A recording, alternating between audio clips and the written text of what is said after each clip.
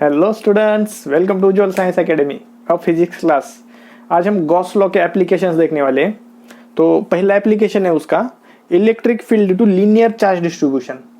मतलब एक लीनियर कुछ भी वायर है या फिर कोई भी एक स्ट्रिप है, तो उस पर लीनियरली चार्ज डिस्ट्रीब्यूटेड है।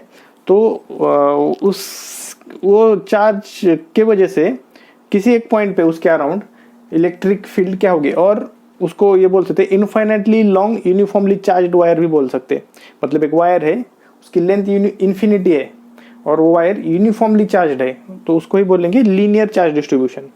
ओके, तो उसका हमें इलेक्ट्रिक फील्ड निकालना है। सपोज एक पॉइंट पी दिया है, वहां पे इलेक्ट्रिक फील्ड अगर हमें पूछा गया है, डिस्टेंस आर पे है, वो जो चार्ज्ड वायर है अपना, उससे डिस्टेंस आर पे पॉइंट पी है। ओके, तो गॉस लॉ का अगर हमें यूज करके निकालना है तो इसके अराउंड हमें एक गॉसियन सरफेस बनाना पड़ेगा। गॉसियन सरफेस कैसा बनाना पड़ेगा? सिमेट्रिक अबाउट चार्ज और चार्ज डिस्ट्रीब्यूशन। हमने देखा है कि गॉसियन सरफेस के जो है कुछ मतलब हमने लास्ट ग्रिफिथ ने जो बताया था कि Gauss law will be always applicable but not useful. तो अगर हमें इसे करना है, मतलब एक सिंपलेस्ट वे में हमें अगर सॉल्व करना है गॉस लॉ का यूज करके कोई भी अगर हमें प्रॉब्लम, तो जो गॉसियन सरफेस है it should be symmetric about charge और चार्ज डिस्ट्रीब्यूशन। तो यहाँ पे चार्ज डिस्ट्रीब्यूशन है और चार्ज वायर पे डिस्ट्रीब्यूटेड है। वायर का शेप कैसा होता है? सिलेंड्रिकल होता है। वायर का शेप सिलेंड्रिकल होता है, हमें पता है। ओके, तो इसके अराउंड अगर हमें सिमेट्रिक सरफेस बनाना पड़े तो वो सरफेस सिलेंडर बनाना पड़ेगा, एक क्लोज सिलेंडर मतलब क्लोज सरफेस, या फिर उसको ही बोलते हैं गॉसियन सरफेस। तो क्लोज सरफेस कौन सा है? यहाँ पे सिलेंडर बनाना पड़ेगा, क्योंकि वायर सिलेंड्रिकल है, उसके अराउंड सिलेंड्रिकल बनाएंगे। और वो गॉसियन सरफेस ऐसा बनाएंगे कि पॉइंट पी जो है वो उसके सरफेस पे आना चाहिए, गॉसियन सरफेस पे या क्लोज सरफेस पे। ओके, तो बनाते हैं यहाँ पे अपन गॉसियन सरफेस बनाते हैं। ओके, एक सिलेंडर बनाएंगे हम जो कि सिमेट्रिक हो अबाउट दिस चार्ज डिस्ट्रीब्यूशन। और वायर की लेंथ हमने इन्फिनिटी कंसीडर की है, ठीक है, वायर इनफाइनाइटली लॉन्ग है। ओके ओके, तो ये बनाया हमने एक सपोज गॉसियन सरफेस है, और ये पॉइंट पी जो है ये आ गया अपना गॉसियन सरफेस पे। हमने पर्पसफुली उस पे उसको गॉसियन सरफेस पे लिया पॉइंट पी को, ठीक है। तो ये पॉइंट ये चार्ज है, ये वायर पे चार्ज है, ये चार्ज की वजह से पॉइंट पी पे इलेक्ट्रिक फील्ड हमें निकालनी है। तो इलेक्ट्रिक फील्ड की डायरेक्शन क्या होगी? यहाँ पे इलेक्ट्रिक फील्ड की डायरेक्शन होगी ये, ठीक है, चार्ज पे। अगर यहाँ पे भी देखेंगे हम, तो इलेक्ट्रिक फील्ड की डायरेक्शन ये होगी, ठीक है, ये होगी इलेक्ट्रिक फील्ड की डायरेक्शन अपनी। और यहाँ पे तीन सरफेस, अभी ये हमने गॉसियन सरफेस बनाया, इस पे तीन सरफेस है। ये हो गया इसका सपोज सिलेंडर का बॉटम सरफेस, इसको बोलते हैं फर्स्ट सरफेस। ये हो गया सेकंड सरफेस, ये टॉप वाला सरफेस है। और ये एक कर्व सरफेस, ये कर्व सरफेस, ये सरफेस, ये इसको बोलते हैं अपन 3 नंबर। ये जो कर्व होगा सिलेंडर का वो 3 नंबर का सरफेस, हमने उसको नेमिंग दिया है। तो इस पे अगर हमें फ्लक्स निकालना है, फ्लक्स क्या होता है? Flux is equal to electric field into area vector, ठीक है। अगर सपोज ये फ्लक्स निकालना है हमें तीनों सरफेस पे, ये सरफेस और ये सरफेस, टोटल फ्लक्स निकालना है, तो एरिया वेक्टर भी हमें इसका निकालना पड़ेगा। तो सपोज ये कर्व सरफेस पे ये एरिया वेक्टर है। एरिया वेक्टर क्या होता है? Perpendicular to the surface and outward. Close surface पे area vector, perpendicular to surface and outward. Okay, तो ये सरफेस पे कर्व सरफेस पे ये डायरेक्शन हो गया एरिया वेक्टर, ये सरफेस पे एरिया वेक्टर का ये डायरेक्शन, ठीक है। छोटा सा एरिया वेक्टर मतलब एक छोटे से पॉइंट पे निकाल रहे हैं अपन, बाद में उसको इंटीग्रेट करके कंपाइल करेंगे। ओके, और ये फर्स्ट सरफेस पे हो गया ये एरिया वेक्टर, ठीक है। और इलेक्ट्रिक फील्ड देखिए, लीनियर चार्ज है, इलेक्ट्रिक फील्ड तो ये डायरेक्शन में ही होगी, इलेक्ट्रिक फील्ड ये डायरेक्शन में ही होगी, बराबर, ठीक है। तो अभी इसका बाय गॉस लॉ फ्लक्स क्या होता है? फ्लक्स इज इक्वल टू किसी भी गॉसियन सरफेस का फ्लक्स होता है, इसके अंदर कोई चार्ज रखा है तो वो होता है Q inside upon epsilon not. Okay, ये हमें पता है, ठीक है। तो अभी इसका टोटल फ्लक्स अगर हम total flux by conventional method निकालेंगे तो क्या होगा, ये देखो, ये सरफेस का फर्स्ट सरफेस का फ्लक्स φ1, सेकंड सरफेस का φ2 और ये थर्ड सरफेस कर्व सरफेस का फ्लक्स φ3, ये तीनों मिला के टोटल फ्लक्स हो जाएगा इसका। ओके, और टोटल फ्लक्स क्या होगा, Q inside by epsilon naught, ये टोटल क्लोज जो गॉसियन सरफेस का फ्लक्स। ओके, तो कंपेयर करते दोनों को। चलो, flux, total flux is equal to flux due to this surface φ1 plus flux due to this surface φ2 plus flux due to this curved surface, this is φ3। Okay, तो total flux क्या है अपना, total flux by Gauss law Q inside by epsilon not, inside charge upon epsilon not, और flux due to this surface, flux due to this surface क्या होगा, ये area vector electric field into area vector plus ये second surface का electric field into area vector, इसका भी डी ही area vector, electric field into area vector, और थर्ड सरफेस का ये वाला, ये electric field and area vector, electric field to area vector. अब यहाँ पे देखिए, फर्स्ट सरफेस पे electric field and area vector, ये इलेक्ट्रिक फील्ड का डायरेक्शन ये है, एरिया वेक्टर का डायरेक्शन है, दोनों 90 डिग्री पे, electric field and area vector दोनों 90 डिग्री पे, और ये डॉट प्रोडक्ट है तो cos 90 हो जाता है वो।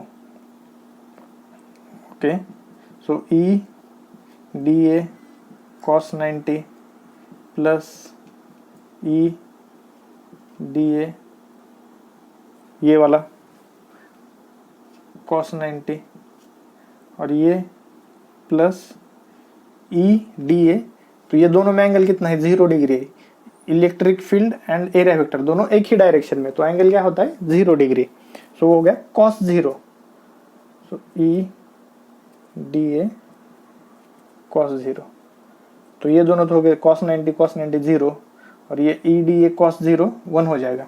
तो ये डी ए सारे एरिया वेक्टर छोटे छोटे जोड़ के इंटीग्रेट करके, यहाँ पे हम नहीं लिखेंगे, डायरेक्ट लिखेंगे, बट आपको पता होना चाहिए, ये डी ए सारे इंटीग्रेट करेंगे कर्व सरफेस के तो ए हो जाएगा। तो यहाँ पे तो हम डायरेक्ट ही लिख देंगे, ठीक है। तो ए और ये डी ए को इंटीग्रेट करके हो गया टोटल एरिया ए, और cos 0 1 हो गया, तो ये क्या हो गया, Q inside by epsilon not is equal to E into A. Okay, और एक बात हमें पता होनी चाहिए, this is the linear charge distribution. Okay, linear charge distribution, अगर लीनियर चार्ज डिस्ट्रीब्यूशन है तो linear charge density lambda, lambda को क्या बोलते हैं, linear charge density, lambda is equal to Q upon length, charge per unit length उसको बोलते हैं। Linear charge density is a charge per unit length, charge per unit length. Okay, lambda, तो Q को ऐसा लिख सकते हैं अपन, Q is equal to lambda L. Okay, तो Q को यहाँ पे रिप्लेस करेंगे अपन, और एरिया वेक्टर देखो, एरिया क्या हो, कर्व सरफेस का एरिया, ये एरिया कौन सा है, ये कर्व सरफेस का एरिया, ये बाकी दो तो ये 0 हो गया, ये 0 हो गया। कर्व सरफेस का एरिया क्या होगा, सिलेंडर के कर्व सरफेस का एरिया 2 पाई, रेडियस क्या है इसकी, रेडियस ही देखिए r है, जो डिस्टेंस हमने लिया है, कहाँ पे निकालना है electric field, r, 2 pi r l। Okay, so put करते हैं वो वैल्यू, क्यू इनसाइड की वैल्यू क्या है, lambda L upon epsilon not is equal to E, और एरिया वेक्टर की वैल्यू क्या है, 2 पाई r l। ओके, देखो एल से एल मर जाएगा, एल से एल मर गया, बचा क्या, lambda upon epsilon not is equal to 2 pi r into E. Okay, तो E इज इक्वल टू हो जाएगा, ये नीचे आएगा, lambda upon two pi epsilon not R, two pi R को हमने नीचे लिया, तो ये हो गई electric field at point P due to this linear charge distribution.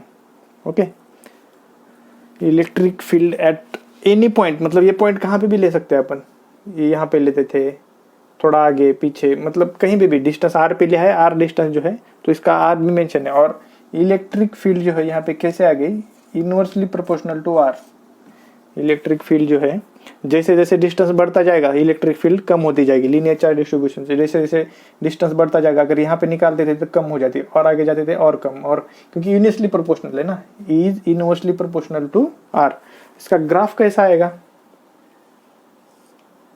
अगर electric field versus R graph निकालते थे अपन, इनवर्सली प्रोपोर्शनल है, तो जैसे जैसे आर डिस्टेंस बढ़ेगा इलेक्ट्रिक फील्ड कम होती जाएगी। ये आएगा लीनियर चार्ज डिस्ट्रीब्यूशन का ग्राफ। ओके, तो ये फॉर्मूला याद में रखिए, अगर लीनियर चार्ज डिस्ट्रीब्यूशन है तो electric field at given point is lambda upon 2 pi epsilon not R. Lambda is a linear charge density, that is charge upon length, charge per unit length ये भी बोलते हैं उसको। ओके, पॉज करके note कीजिए।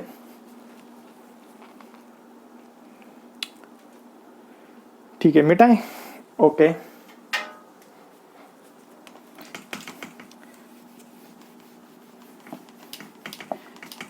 एक एग्जांपल लेते हैं इस पे अपन।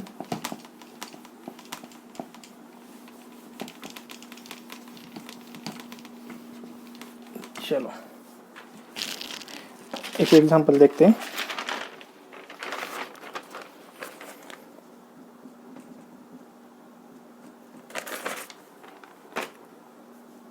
एक वायर दिया हमें, वही लीनियर चार्ज है, लीनियर चार्ज डिस्ट्रीब्यूशन, ठीक है, और उसके नीचे एक प्लेन दिया है हमें, एक प्लेन है,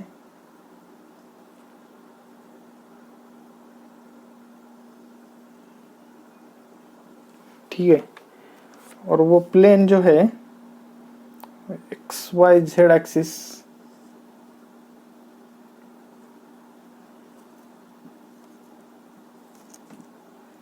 ये एक्सिस दिया है, एक्स एक्सिस, ये वाई एक्सिस और ये जेड एक्सिस।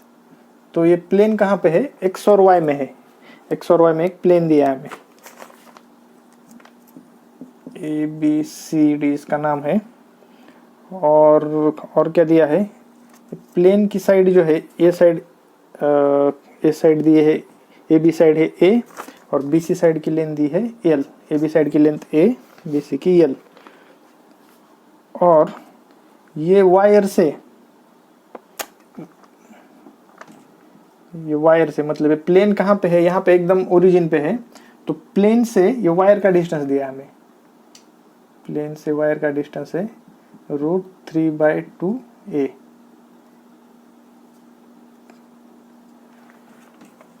ये इतना हमें इंफॉर्मेशन दिया है, इनफाइनाइटली लॉन्ग वायर है, और पूछा है हमें electric flux through ABCD, find electric flux through ABCD due to linear charge, नहीं फाइंड नहीं है, ठीक है, electric flux through ABCD due to linear charge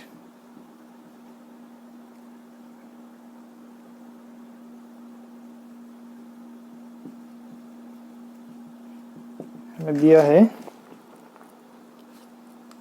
lambda L by N epsilon not. Okay, so हमें क्या करना है, फाइंड n की वैल्यू फाइंड करनी है।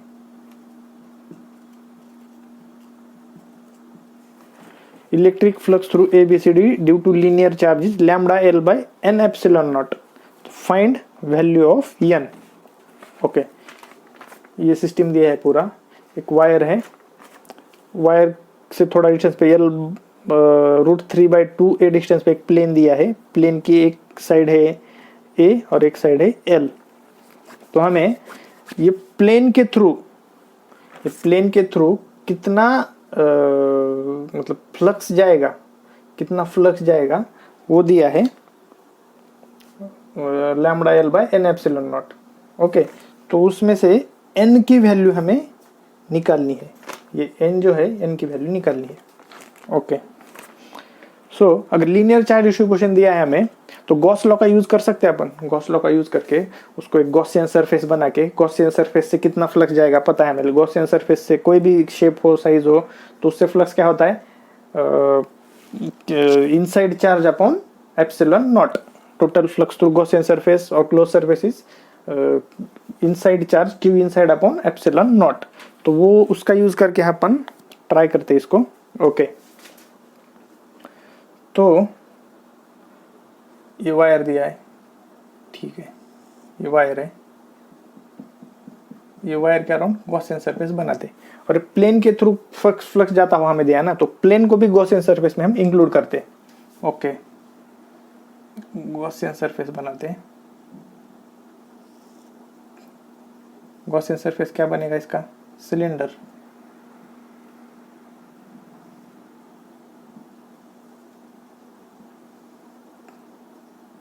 ये गॉसियन सरफेस बना है हमने, और इससे प्लेन भी पास कर रहा है, प्लेन भी पास कर रहा है ना।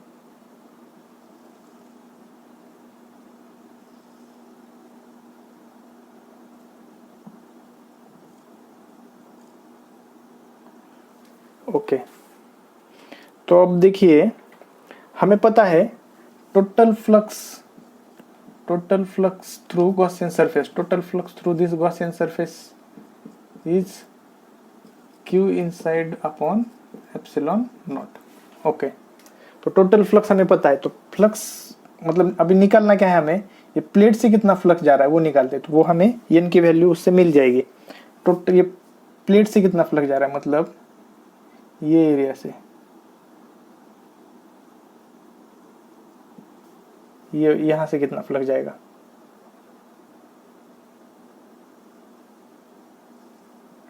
ये प्लेट से, ये प्लेट जो है, ये प्लेट से एक्चुअल में ये प्लेट से फ्लक्स जाएगा, मतलब ये वायर से फ्लक्स निकलेगा, ये वायर से फ्लक्स निकलेगा, तो सारी ऑल डायरेक्शन में सेम फ्लक्स जाएगा।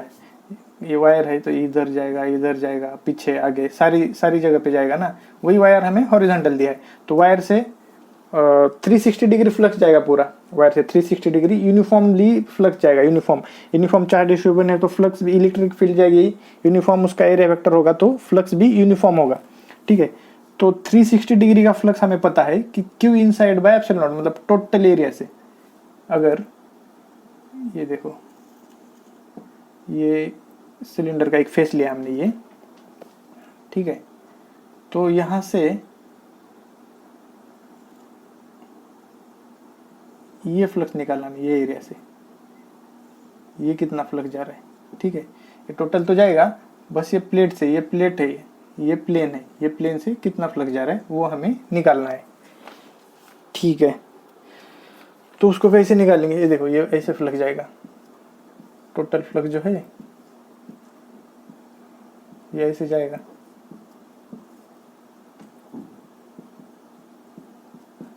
बस हमें ये प्लेट का निकालना है। अभी प्लेट का नहीं पता, प्लेट से कितना पास होगा फ्लक्स, जो ये प्लेन दिया है ABCD प्लेन है, ये प्लेन से कितना फ्लक्स पास होगा। ओके, तो अभी हमें इसका डायमेंशंस कुछ पता है, इसके डायमेंशंस दिए हैं, तो डायमेंशन से देखते हैं, ठीक है। तो ये प्लेन है अपना,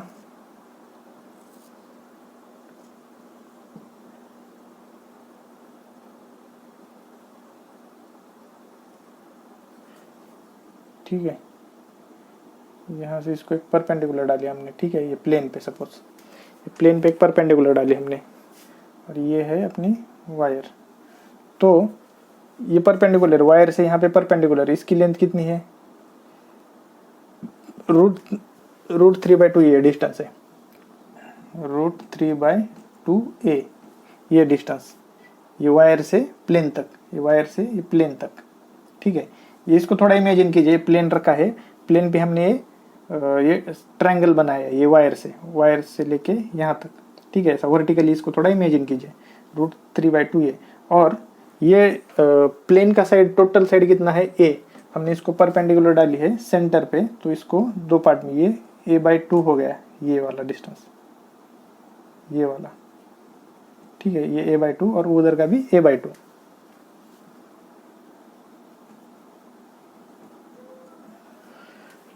ओके, और 360 डिग्री से पता है, तो अगर हम ये एंगल फाइंड करें, ये टोटल एंगल अगर फाइंड करें, तो हमें ये एंगल से कितना फ्लक्स जा रहा है, मतलब ये एंगल से जो फ्लक्स जाएगा वही प्लेन से पास करेगा ना फ्लक्स, ये एंगल से, ये जो पूरा ये यहाँ तक का एंगल है, ये एंगल से जितना फ्लक्स पास करेगा वही प्लेन से जाएगा फ्लक्स थ्रू आउट, तो ये एंगल ही ये एंगल है अपना ये, ठीक है। तो ये एंगल फाइंड करते हैं। ओके, अगर ये ट्रायंगल को देखें, ये परपेंडिकुलर है, यहाँ पे ये परपेंडिकुलर है, ये ट्रायंगल ओ, ये क्या साइड है ए, ये था बी साइड, तो यहाँ पे एक लेते हैं ई, तो ओ ए ई ट्रायंगल को यहाँ पे ड्रॉ करते हैं, ठीक है।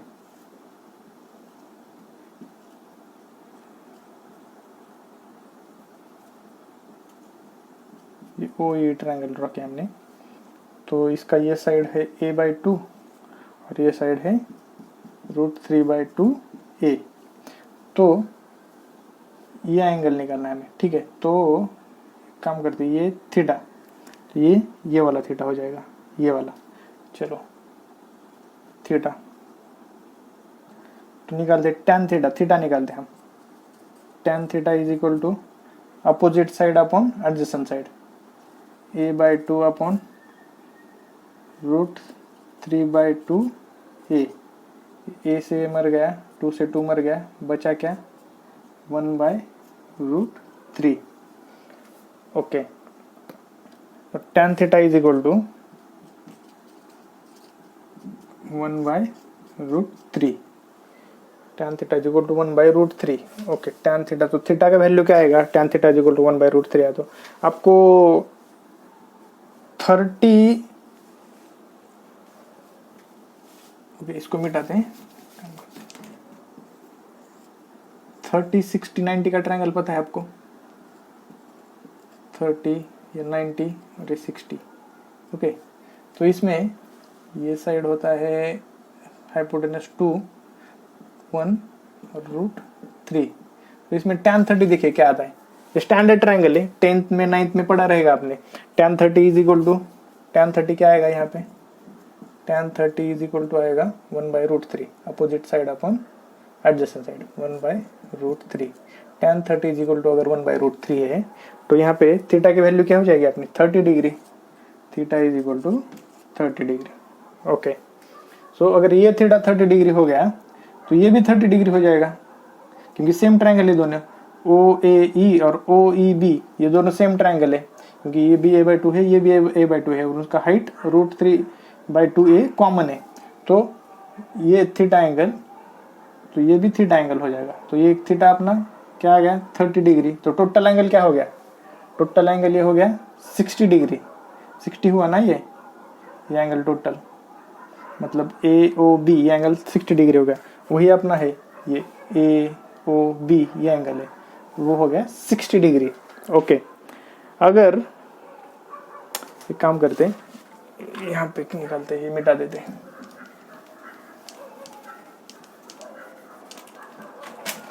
अगर टोटल अपना थीटा आएगा, चलो उसको बोल दे theta dash is equal to 60 degree आ गया, तो यहाँ पे देखिए टोटल 360 डिग्री से फ्लक्स कितना जा रहा है, 360 डिग्री से टोटल, ये 360 डिग्री से टोटल 360 डिग्री कितना जा रहा था, Q अपॉन एप्सिलॉन नॉट, मतलब ये गॉसियन सरफेस से जो फ्लक्स जा रहा था,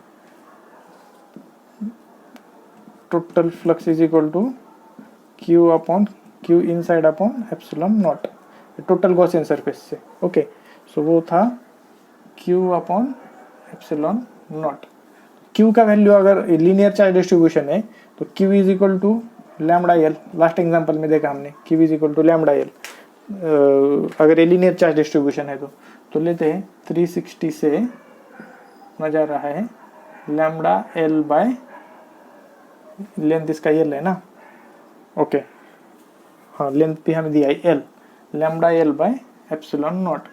तो 60 डिग्री से कितना जाएगा, 60 डिग्री सपोज एक्स जाएगा, तो एक्स क्या आएगा, तो एक्स का वैल्यू आएगा, इसको क्रॉस मल्टीप्लाई करते हैं ना, अगर एक्स से यहाँ पर ये वैल्यू अगर हमें निकालना है ये वैल्यू, तो इसको क्रॉस मल्टीप्लाई करते हैं, क्रॉस मल्टीप्लाई, ठीक है।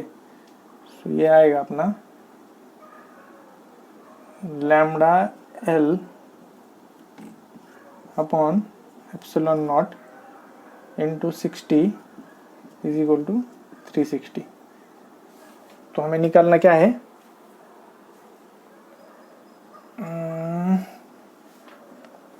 Lambda L by epsilon not, okay बराबर 360। So lambda L by epsilon not into 60 by 360, इसको नीचे ले लिया, तो ये क्या आएगा अपना वैल्यू, जगह नहीं आया, ये मिटाते हैं अपन tan थीटा का वैल्यू, ओके। तो ये आएगा अपना लैम्डा एल अपॉन